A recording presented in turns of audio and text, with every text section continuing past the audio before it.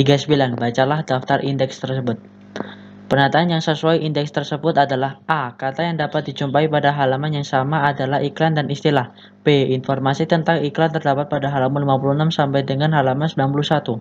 C. Informasi tentang konotasi dijumpai antara halaman 3 dengan 5. D. Daftar indeks tersebut sudah disusun secara urut abjad. Bahasan di opsi B, C, D salah karena kalimat tidak sesuai dengan daftar indeks di atas. Pilihan yang benar adalah A. Sa. 40. Bacalah kutipan teks berikut. Antartika atau Kutub Selatan terdiri atas benua-benua dengan pegunungan dan danau yang dikelilingi lautan sehingga tidak dapat dihuni oleh manusia. Daerah ini merupakan satu-satunya bumi yang tidak dimiliki oleh siapapun. Menurut penelitian, daerah Antartika tidak memiliki sejarah penduduk asli. Bahkan berdasarkan perjanjian Antartika, dinyatakan bahwa tanah dan sumber daya yang ada digunakan untuk tujuan perdamaian dan ilmiah. Hal ini tentu sangat kontras dengan lebih dari 4 juta orang yang hidup dalam lingkaran Arktik di beberapa kota kecil, maupun kota besar seperti Barrow, Alaska, Tromsø, Norwegia, Murmansk, dan Salekhard di Rusia. Pernyataan sesuai kutipan teks tersebut adalah A. Antartika merupakan daerah kutub yang tidak berpenghuni. B. Sejarah penduduk asli Antartika diketahui melalui perjanjian Antartika. C. Penduduk Antartika tinggal di kota Barrow, Alaska, Tromsø, dan Norwegia. D. 4 juta orang di Arktik dapat menggunakan tanah dan sumber daya yang ada. Pembahasan informasi tersurat dalam teks di atas adalah bahwa Antartika tidak dapat dihuni manusia. Tanah dan sumber dayanya digunakan untuk perdamaian dan ilmiah, dan kota-kota di sekitar Antartika. Pilihan yang sesuai adalah A, karena berisi ringkasan tentang informasi tersurat maupun tersirat teks di atas dengan tepat. Terima kasih. Nomor 41. Bacalah paragraf berikut. Orang Jawa di Batavia berperawakan lebih kecil dan tubuhnya tidak sekuat tubuh orang Eropa. Kulitnya berwarna coklat atau kekuning-kuningan. Wajahnya lebar dan dagu yang agak menonjol. Hidungnya pesek dan agak tebal walaupun tidak setebal bibir orang Afrika.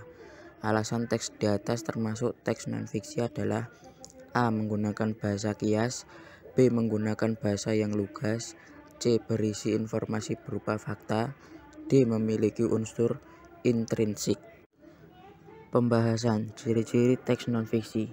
Berisi penjelasan tentang suatu hal atau objek tertentu yang faktual. Bahasa yang formal atau baku. Bahasa yang denotatif. Tulisannya bersifat ilmiah populer. Isinya diambil dari yang sudah ada ataupun penemuan. Teks di atas sudah sesuai dengan ciri-ciri teks non-fiksi, yaitu berisi informasi faktual.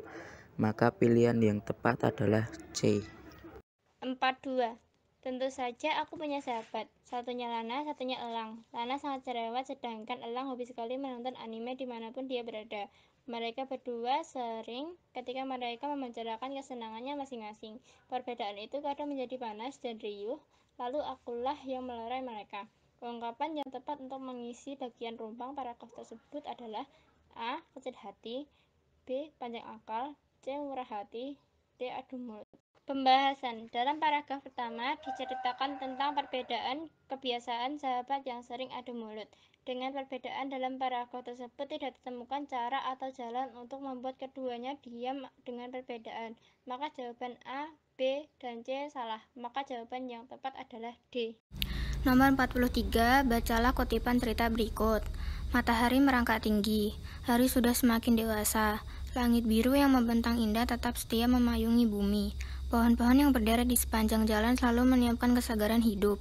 Angin semilir dan sejuk yang selalu jadi kerinduan para perantau tetap menyanyikan lagu merdu membelai daun-daun kehidupan yang terus bergeliat. Hal yang menarik dari teks tersebut adalah D. Deskripsi latar dengan majas. Pembahasannya, pilihan yang tepat adalah D, karena pada deskripsi latar tersebut terdapat majas personifikasi seperti di kalimat pertama, matahari merangkak tinggi, dan kalimat kedua, hari sudah semakin dewasa. 44. Perhatikan ilustrasi berikut. Berdasarkan ilustrasi tersebut, tahap membaca dengan teknik SQ3R yang dimaksud tersebut adalah A. Survey, B. Review, C. Recite, D. Read. Pembahasan. Dalam teks tersebut, Ibu Sastrina memerintahkan para siswa untuk mengenali identitas buku lalu membaca daftar isi, kata pengantar, dan indeks buku tersebut yang merupakan langkah pertama dari membaca buku dengan teknik SQ3R, yaitu survei A. 45. Cermati peta konsep berikut. Deskripsi peta konsep tersebut adalah A. Buku solusi ASPD 2021 terdiri dari 2 unit. Masing-masing unit berisi ringkasan materi, contoh soal, pembahasan, dan prediksi soal ASPD tahun 2021. B. Prediksi ASPD 2021 terdapat dalam buku solusi ASPD 2021. Selain itu, buku ini juga memuat ringkasan materi, contoh soal, dan pembahasan di setiap unitnya. C. Solusi ASPD 2021 bermanfaat bagi siswa kelas 9 yang akan menempuh ASPD. Buku ini pada unit 1 berisi ringkasan materi dan contoh soal, sedangkan unit 2 berisi pembahasan dan prediksi soal ASPD 2021. D. Buku solusi ASPD 2021 sangat lengkap dan cocok digunakan oleh siswa yang akan menghadapi ASPD. Unit 1 buku ini berisi soal berikut pembahasan dan dilengkapi prediksi soal ASPD pada unit kedua. Pembahasan. Peta konsep suatu buku merupakan sebuah peta yang berisi tentang judul buku, bab dalam buku, subbab dalam buku, dan lain-lain.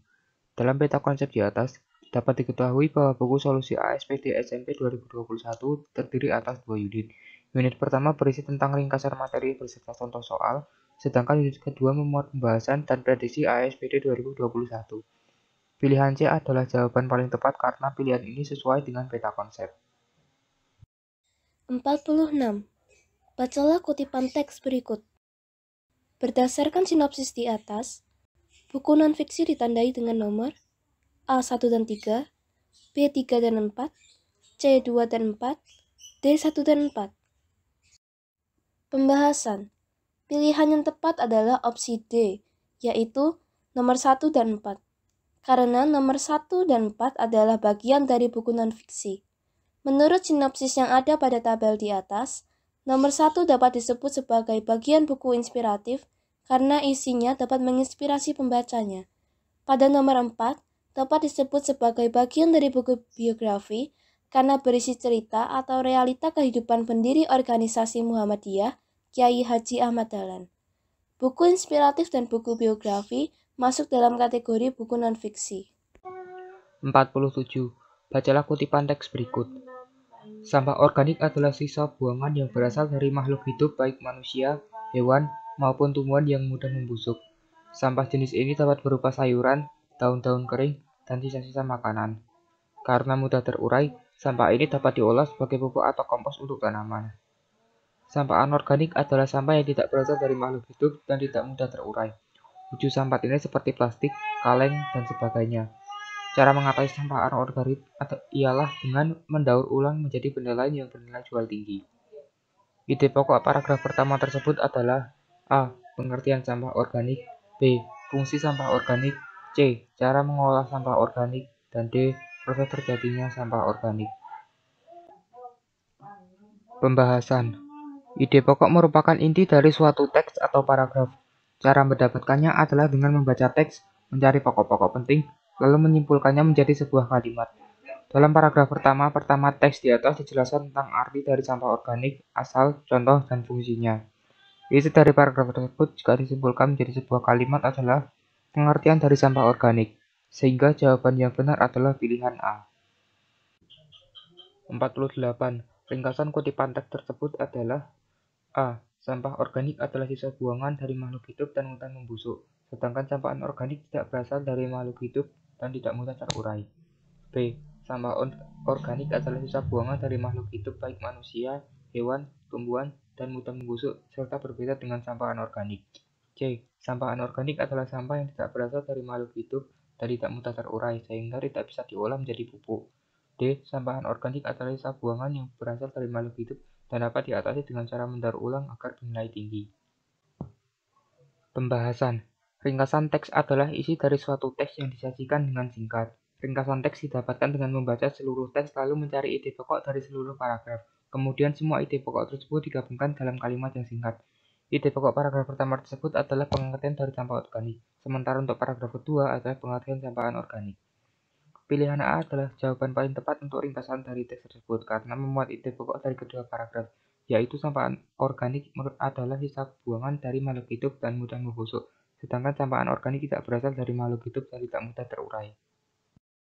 49. Bacalah kutipan teks berikut. Unsur yang menarik dari teks cerita tersebut adalah A. Penggambaran tokoh, B. Karakter tokoh, C. Dialog tokoh, D. Latar cerita. Pembahasan. Pilihan yang paling tepat adalah C, yaitu dialog tokoh. Karena dialog tokoh dari cerita teks di atas merupakan unsur yang menarik karena dialognya menyertakan sifat, tingkat emosional, dan situasi lingkungan para karakternya. Nomor 50, tanggapan terhadap penggunaan bahasa teks cerita tersebut adalah A. Pengguna bahasa yang baku membuat cerita ini terasa kaku, serius, dan tidak mudah dipahami pembaca. B. Gaya penceritaan agak terbelit-belit dan bahasa tidak komunikatif sehingga cerita sulit dipahami. C. Tema yang diangkat dalam cerita itu hanya masalah sepele sehingga tidak menarik bagi pembaca. D. Pesan yang disampaikan dalam cerita terkesan sangat kuat karena disajikan dalam dialog yang menarik dan tidak menggurui. Bisa kita cermati pada dialog teks cerita tersebut, tokoh pemilik kedai menjelaskan jika dia hanya memberi semangkuk bakmi, sedangkan ibu kandung si Nona telah memasak bakmi dan nasi sejak Nona masih kecil sampai saat ini. Pesan yang disampaikan dalam cerita terkesan sangat kuat karena disajikan dalam dialog yang menarik dan tidak menggurui. 就算为你赴汤蹈火，如果我忘了怎么爱你，那一定是我失忆昏迷。如果我有天突然离去，那一定是不想拖累你。